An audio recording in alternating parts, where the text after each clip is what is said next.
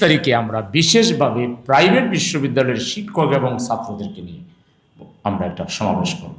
কারণ আপনারা জানেন গত আন্দোলনে প্রাইভেট বিশ্ববিদ্যালয়ের একটা আলাদা রোল ছিল। ইউনিভার্সিটি যখন বন্ধ হয়ে গেল, ঢাকা ইউনিভার্সিটি, তখন আন্দোলন কিন্তু মাঠে চলে আসে। আর মাঠের আন্দোলনে জনগণের পাশাপাশি প্রাইভেট বিশ্ববিদ্যালয়ের শিক্ষক এবং ছাত্রছাত্রীরা বিরাট অবদান রেখেছেন। সেই কথা স্মরণ করে তাদেরকে নিয়ে আলাদা আলোচনা সভা, চিত্রনাট্য প্রদর্শন এবং নানা ধরনের সেমিনার, সিম্পোজিয়াম এগুলো আমরা করবো ইনশাআল্লাহ। আর 21 তারিখে শুক্রবার সারা দেশেই দোয়ার মাহফিল আছে, আমরাও ঢাকায় মসজিদে ইনশাআল্লাহ। 31 তারিখে মসজিদে আমরা দোয়ার মাহফিল করবো ইনশাআল্লাহ। আর 1 থেকে 4 আগস্ট পর্যন্ত এই কয়েকদিন আমরা ওলামাদেরও কিন্তু সেই আন্দোলনে বিরাট ভূমিকা ছিল। তাদেরকে নিয়ে অনেক ওলামা শহীদও হয়েছেন।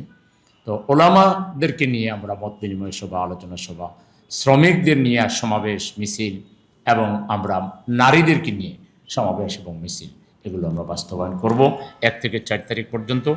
আর 5 তারিখে আমরা জামায়াতে ইসলামীর আহ্বানে ঢাকায় সর্ববৃহৎ গণমিছিলে অংশ নেব ইনশাআল্লাহ আগামী 5 আগস্ট।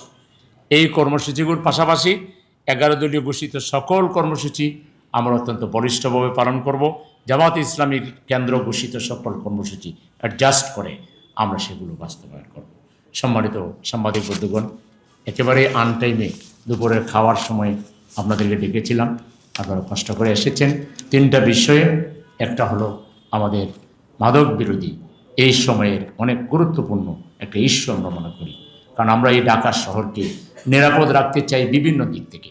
আমরা সুপেয় পানির ব্যবস্থা করতে চাই, আমরা বিশুদ্ধ খাবারের ব্যবস্থা করতে চাই, ভেজাল মুক্ত খাবারের ব্যবস্থা করতে চাই। আমাদের কারো রক্ত লাগলে আমরা নিরাপদ রক্ত দিতে চাই। আর আমাদের যেসব মানুষেরা নানা কারণে শুদ্ধতার পরিবর্তে অশুদ্ধতার পথে চলছে, তাদেরকে ফিরিয়ে এনে শুদ্ধতার পথে আমরা চালাতে চাই। আমাদের সব কাজই বিশুদ্ধতার পথে, আমাদের সব কাজই সত্যের পথে, আমাদের সব কাজই উন্নতির পথে, অগ্রগতির পথে। এই পথে আমাদের সকল কাজে আমরা আপনাদের সহযোগিতা চাই, আপনাদের সার্বিক সহযোগিতা, জনগণের সমর্থন নিয়ে আগামীর ঢাকা সিটিকে একটা নিরাপদ বাসোপযোগী সিটি হিসাবে, সর্বাধুনিক মডার্ন ডিজিটাল একটা সিটি হিসাবে আমরা গড়ে তুলতে চাই। সেই গড়ার আন্দোলনে, প্রয়াসে আপনারাও আমাদের সাথী হবেন, আমরাও আপনাদের সাথে থাকবো, এই প্রত্যাশা ব্যক্ত করে আপনাদের সবাইকে অনেক অনেক ধন্যবাদ এবং মোবারকবাদ জানিয়ে আমার কথা এখানে শেষ করছি। আসসালামু আলাইকুম ওয়া রাহমাতুল্লাহি ওয়া বারাকাতুহু।